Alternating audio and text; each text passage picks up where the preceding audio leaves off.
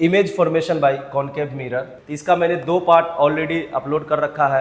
Part 1 में मैंने आपको बताया है कि इमेज फॉर्मेशन के रूल्स क्या क्या होंगे कॉनकेव मिरर में, वो बताया है। अब पार्ट 2 में मैंने बताया है कि इमेज कितने प्रकार के होंगे, ठीक है, और कैसे हम पहचान पाएंगे कि इमेज रियल है या फिर इमेज वर्चुअल है, क्या क्या कंडीशंस होंगे, कितने केसेस बन पाएंगे, जो ऑब्जेक्ट को कहाँ कहाँ रखा है और इमेज कैसे बनेगा। ये सारी बातें मैंने पार्ट 1 और पार्ट 2 में डिस्कस करा है। इस वीडियो को देखने से पहले आप पार्ट 1 और पार्ट 2 को देखिए, जिसका लिंक मैंने इस वीडियो के डिस्क्रिप्शन में दे देंगे, उसको आप देखिएगा एंड तब इस पार्ट को देखिएगा, फिर आपको अच्छे से समझ में आएगा। तो आज image formation by concave mirror में एक इंपॉर्टेंट कॉन्सेप्ट को और सीखते हैं एंड देन फिर हम सीखेंगे कि इमेज कैसे कैसे फॉर्म होगा। तो आज वो इंपॉर्टेंट कॉन्सेप्ट है आवर्धन। क्या है? आवर्धन। तो क्या है मैग्निफिकेशन सर? ये एक अनुपात है, किसका? प्रतिबिंब की ऊंचाई और वस्तु के ऊंचाई के अनुपात को मैग्निफिकेशन कहते हैं। अगर परिभाषा है, the ratio of height of image to the height of object is known as magnification. ठीक है, परिभाषा है। सर इसका फिजिकल सिग्निफिकेंस क्या है? मैग्निफिकेशन को पढ़ते क्यों है? ये हमें क्या इंफॉर्मेशन से देता है? ठीक है, तो जानने की कोशिश करते हैं। सर ये मैग्निफिकेशन जो है ना, हमें ये बता के दे देगा कि इमेज रियल है या फिर वर्चुअल है, वास्तविक है या फिर काल्पनिक है, ये आपको बता देगा। इमेज वस्तु से बड़ा बना है, छोटा बना है या बराबर बना है, ये भी इंफॉर्मेशन आपको दे देगा। तो मैग्निफिकेशन बेसिकली हमें क्या बता के देगा? ये हमें क्या बताएगा? ये हमें बताता है, ये हमें बताता है, ये हमें बताता है कि प्रतिबिंब, ये हमें बताता है प्रतिबिंब वास्तविक है या काल्पनिक, वास्तविक है या काल्पनिक। एंड और भी बताता है कि प्रतिबिंब बड़ा है या छोटा बना है या वस्तु के क्या बना है? बराबर बना है, वस्तु के बराबर बना है। इतनी इंफॉर्मेशन से ये मैग्निफिकेशन निकाल कर देता है। समझ में आ रहा है कि नहीं आ रहा? क्या बताएगा? काल्पनिक है या वास्तविक है। और क्या बताएगा? वस्तु से बड़ा बना है या वस्तु से छोटा बना है या वस्तु के बराबर बना है। ये जानने की कोशिश करते हैं। सबसे इंपॉर्टेंट बात, सबसे इंपॉर्टेंट यहां देखिए आप, ये क्या है सर? तो ये रेशियो है यानी फ्रैक्शन। अब फ्रैक्शन का मतलब क्या क्या पॉसिबिलिटीज हो सकती है, आइए उसको जानने की कोशिश करते हैं। कि सर m जो है ना, m बराबर है height of image upon height of object. तो सर यहाँ से वैल्यू क्या क्या हो सकता है, क्या क्या वैल्यूज पॉसिबल है, क्या क्या वैल्यूज पॉसिबल है, इसको देखने की समझने की कोशिश करते हैं। आइए, तो सर आप एक बार सोचो, एक बार वीडियो को पॉज करो और सोच के बताओ कि m का क्या क्या पॉसिबल वैल्यू हो सकता है। एक बार आप भी दिमाग लगा सकते हैं, सोचिए, क्योंकि फ्रैक्शन है। फ्रैक्शन जब भी आए तो मेरा दिमाग में कुछ न कुछ बातें चलना चाहिए कि ये 1 से बड़ा हो सकता है कि नहीं हो सकता है, 1 से छोटा हो सकता है कि नहीं हो सकता है, 1 के बराबर हो सकता है कि नहीं हो सकता है, क्या इसका वैल्यू 0 भी पॉसिबल है या नहीं है। तो ये सारी बातें आप यहाँ पे सोचिए थोड़ी देर के लिए। अगर मैंने पार्ट 2 में आपको समझाया है कि अगर ये दर्पण है, अगर ये कॉनकेव मिरर है, दर्पण में एक ऐसा पोजीशन होता है जहां ऑब्जेक्ट और उसके इमेज का साइज एग्जैक्ट बराबर होता है। आपको हमने सेल्फी वाली कॉन्सेप्ट से बताया था, पास लाइए तो इमेज बड़ा हो जाता है, दूर ले जाइए तो इमेज छोटा हो जाता है। आप पार्ट 2 को देखिए और फिर इसे समझने में मजा आएगा। आइए, हमने पढ़ा ऑब्जेक्ट जब सेंटर पे रहता है ना, तो इमेज और ऑब्जेक्ट दोनों का साइज एग्जैक्टली क्या होता है? बराबर होता है। क्या होता है? साइज बराबर होता है, यानी जितना हाइट ऑब्जेक्ट का रहेगा उतने हाइट इमेज का बनेगा। कहां बनेगा? फॉरगेट अबाउट इट, छोड़ दीजिए इसे। आप हम देखेंगे जब फॉर्मेशन करेंगे, 6 केस पढ़ेंगे तब हम जान लेंगे।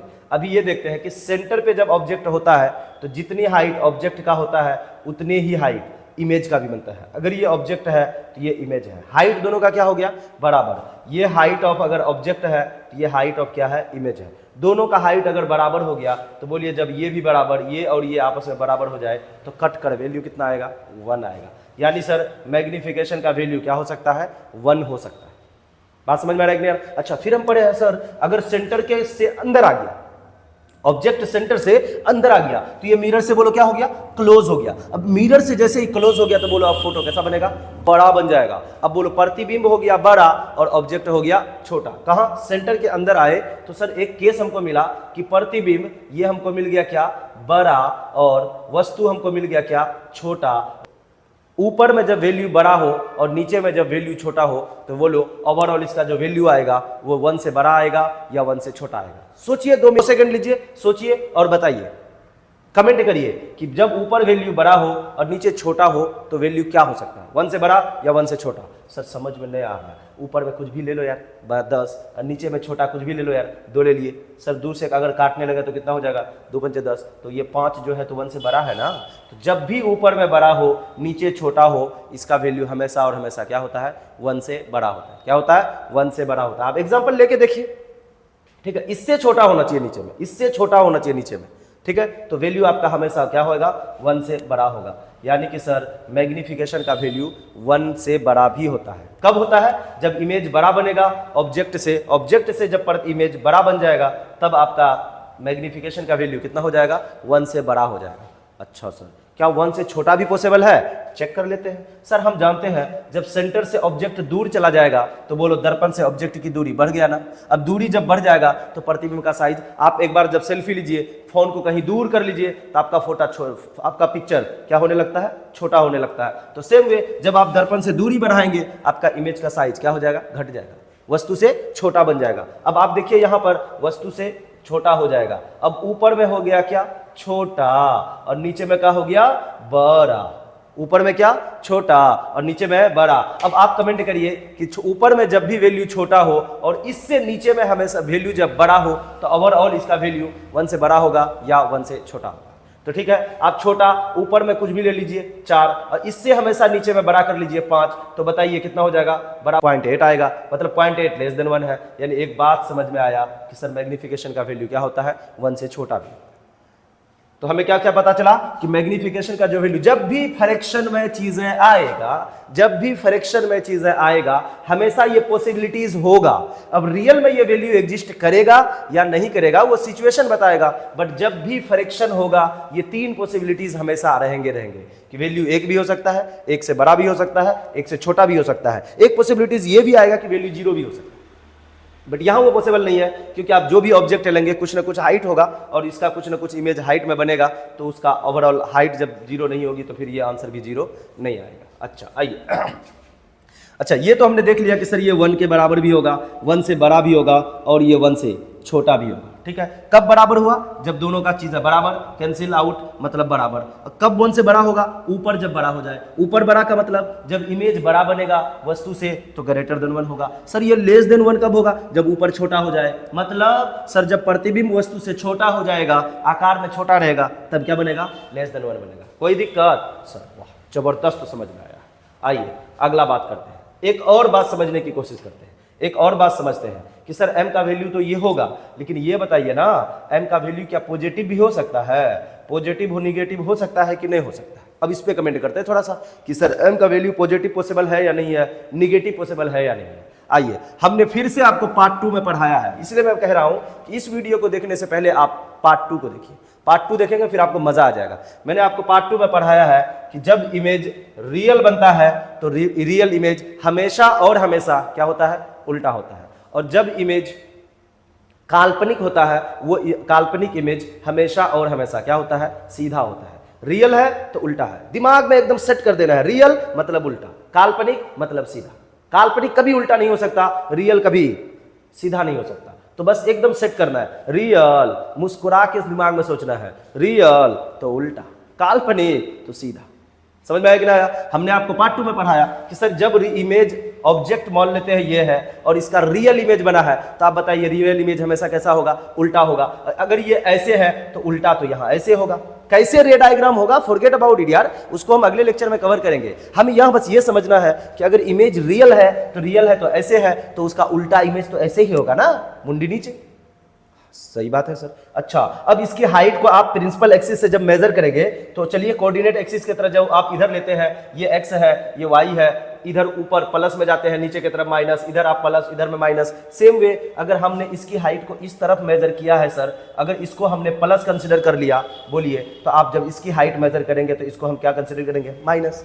अच्छा तब तो सर m बराबर तो होता है हाइट ऑफ इमेज बटा हाइट ऑफ ऑब्जेक्ट। अगर यहाँ पे हम देखा जाए हाइट ऑफ इमेज बटा हाइट ऑफ ऑब्जेक्ट होता है, यहाँ से देखें sir object plus image minus, तो ये आ जाएगा माइनस, अब बट्टा में हो जाए प्लस, तो वैल्यू बोलो ओवरऑल क्या हो जाएगा माइनस, यानी m का वैल्यू क्या हो सकता है निगेटिव हो सकता है, m का वैल्यू क्या हो सकता है निगेटिव हो सकता है। कैसे? तो सर m बराबर हाइट ऑफ ऑब्जेक्ट बटा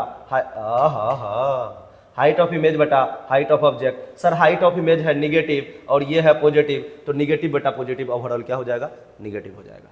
तो मतलब मैग्निफिकेशन निगेटिव भी हो सकता है। अब एक बात एकदम दिमाग में ना, जब कब निगेटिव हुआ जब रियल इमेज बना है, क्योंकि रियल ही उल्टे होता है। अब यहां से हम याद करेंगे जब जब वैल्यू निगेटिव होगा इसका मतलब दिमाग में इंफॉर्मेशन देना है, अच्छा इमेज कैसा बना है निगेटिव बना है, और निगेटिव है तो पक्का वो क्या है अरे रे रे रे निगेटिव वैल्यू देखकर आपको ये इंफॉर्मेशन देना है दिमाग को इमेज कैसा है रियल है वास्तविक है, और वास्तविक है तो उल्टा ही है। बताया कि नहीं बताया? तो ये बता देगा आपको वास्तविक है या काल्पनिक है। अच्छा सर ये पॉजिटिव भी हो सकता है क्या? तो हो सकता है। आइए देखिए, जब हम लोग बोलेंगे कि सर इमेज ना काल्पनिक है, क्या है वर्चुअल इमेज है, इमेजिनरी इमेज है, तो इमेजिनरी इमेज कैसा होता है भैया? पार्ट 2 में मैंने बताया है फिर से आपको कि इमेजिनरी इमेज हमेशा और हमेशा क्या होता है सीधा होता है। सर ऑब्जेक्ट अगर यहाँ इमेजिनरी कहाँ बनेगा ये आपको नहीं पता, हमें पता है, मैं आपको बता दे रहा हूँ, हमेशा दर्पण के पीछे बनता है। कहाँ बनता है? हमेशा दर्पण के पीछे बनता है। तो चलिए मान लिया हमने इमेज यहाँ बना, ये है ऑब्जेक्ट, ये है आपका इमेज। अब इमेज तो सीधा होगा। सर बोलो इसको इधर भी मापा पॉजिटिव, इसको भी मापा पॉजिटिव, दोनों पॉजिटिव है, और m बराबर अब की बार फॉर्मूला यूज करते हैं अगर हम, m बराबर height of image height of object, ये भी वैल्यू पॉजिटिव ये भी वैल्यू पॉजिटिव, पॉजिटिव बटा पॉजिटिव ओवरऑल फिर से आंसर क्या आएगा पॉजिटिव। यानी एक बात फिर से समझ में आया कि सर मैग्निफिकेशन का वैल्यू पॉजिटिव भी हो सकता है और निगेटिव भी हो सकता है, कोई दिक्कत नहीं। कब पॉजिटिव? अगर पॉजिटिव है तो इमेज कैसा काल्पनिक, निगेटिव है इमेज कैसा वास्तविक, कोई दिक्कत। ये वाली कॉन्सेप्ट अगर आपको समझ में आ गया, आई थिंक अब इमेज फॉर्मेशन में हमें कोई भी दिक्कत नहीं होगा। बस मैं आपको रे डायग्राम ड्रॉ करूंगा, सारे के सारे आंसर आप देख के करेंगे, ठीक है। तो ये तीनों पार्ट को देखिए और फिर चलिए इसको मैं इन शॉर्ट अब इसको शॉर्ट में समझा देता हूं आपको एक बारी। ये है मैग्निफिकेशन, मैग्निफिकेशन का वैल्यू वाइज चला है तो सर इसका वैल्यू 1 के बराबर भी आता है, सर ये बराबर 1 भी होता है, सर ये ग्रेटर देन 1 भी होता है, सर ये लेस देन 1 भी होता है। अच्छा बात है। अच्छा सर यहाँ से अगर देखा जाए इसका वैल्यू पॉजिटिव भी होता है और इसका वैल्यू निगेटिव भी होता है, ठीक है सर। अच्छा 1 कब सर? 1 का मतलब प्रतिबिंब कैसा बना, प्रतिबिंब कैसा बना, प्रतिबिंब कैसा बना, बोलो बोलो, प्रतिबिंब कैसा होगा वस्तु के बराबर होगा, कैसा होगा वस्तु के बराबर बनेगा। अच्छा ग्रेटर देन 1 का मतलब प्रतिबिंब कैसा बनेगा, यहाँ पे प्रतिबिंब वस्तु से बड़ा होगा, और लेस देन 1 का मतलब प्रतिबिंब का जो आकार होगा वो कैसा होने वाला है, कैसा होने वाला है वस्तु से छोटा होने वाला है, कोनो दिक्कत नहीं। अच्छा इस पॉजिटिव का क्या मतलब सर?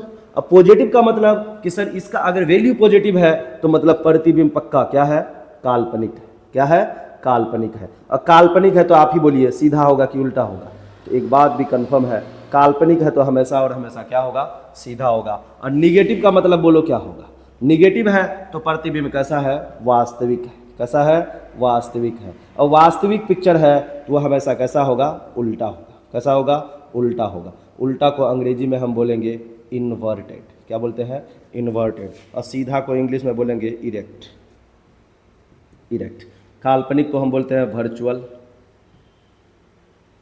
वर्चुअल, और वास्तविक को हम लोग बोलेंगे REL रियल, REL रियल, ठीक है। तो ये बात है, इतनी सारी इंफॉर्मेशन से देता है, ऐसे नहीं होगा। एक एग्जांपल लेते हैं फिर समझने की कोशिश करते हैं। आइए एक एग्जांपल से समझने की कोशिश करते हैं। हमने m बराबर ले लिया क्या, m बराबर ले लिया -2, हमने m बराबर लिया -2। अब आप इस -2 को देखकर क्या क्या बता सकते हैं ये बताइए। मैं आपको इस m का वैल्यू लेकर आपको यहां तक बता दूंगा कि वो दर्पण कौन सा है, इमेज बड़ा है कि छोटा है, वास्तविक है कि काल्पनिक है, प्रिंसिपल एक्सिस पे कहां है। इतनी सारी इंफॉर्मेशन आप भी बता सकते हैं, आप भी बता सकते हैं। आइए कैसे सर? सर ये तो माइनस है, माइनस प्लस देखकर हम क्या डिसाइड करते हैं वास्तविक है कि काल्पनिक है। सर वैल्यू निगेटिव है, इसका मतलब इमेज वा कैसा है वास्तविक है, और वास्तविक है तो एगो बात तो दिमाग में पहले से इंफॉर्मेशन जगह वास्तविक मतलब उल्टा, कोनो दिक्कत नहीं। आइए तो भैया ये है क्या निगेटिव, निगेटिव का मतलब बोलो प्रतिबिंब कैसा है, प्रतिबिंब कैसा है, प्रतिबिंब कैसा है वास्तविक है, कैसा है वास्तविक है, और वास्तविक है तो एगो साथ हमेशा लिखेंगे क्या है उल्टा है, कोनो दिक्कत नहीं। अगला इंफॉर्मेशन लीजिए, ये 2 है सर, 2 तो 1 से बड़ा होता है। अच्छा ये 1 से बड़ा है, इसका मतलब प्रतिबिंब वस्तु से क्या बना है, वस्तु से क्या बड़ा है, बड़ा बना हुआ है। क्या बना हुआ है, वस्तु से बड़ा है। कितना गुना बड़ा है, तो 2 है तो 2 गुना बड़ा है, 3 होता तो 3 गुना बड़ा होता। बात समझ में आ रहा है कि नहीं आ रहा, तो 2 गुना बड़ा है। अच्छा प्रतिबिंब बड़ा बन चुका है। अब प्रतिबिंब बड़ा कब बनेगा, जब हम दर्पण के नजदीक रहेंगे, मतलब सेंटर के अंदर या सेंटर से बाहर। तो एक बात तो पता चल गया सर, सेंटर के अंदर है, सी के कहाँ है, अंदर है, सी से बाहर नहीं है, सी के अंदर है। अब अभी हम लोग केसेस नहीं पढ़े हैं, अब सी के अंदर सी और एफ के बीच में है या एफ में है, एफ और पी के बीच में कहाँ है सर। अरे भाई सब कुछ यहीं पे अगले पार्ट में हम बताएंगे आपको कि वस्तु कहाँ रखने से कहाँ कहाँ इमेज बनेगा। अब बहुत आसान तरीके से हम समझेंगे, इसमें कोई भी दिक्कत नहीं आएगी। ठीक है, फिलहाल हम यहाँ जानिए, इससे हमको ये इन्फॉर्मेशन से पता चल गया। बात समझ में आ रहा है, और क्या बता सकते। मिलते हैं अगले क्लास में इमेज फॉर्मेशन का 6 केस के साथ। तब तक के लिए अच्छे से पढ़िए। अगर ये वीडियो अच्छा लग रहा है तो अपने छोटे भाई, अपने दोस्तों, अपने रिश्तेदारों में शेयर करिए ताकि उसको भी बेनिफिट्स मिले। ठीक है।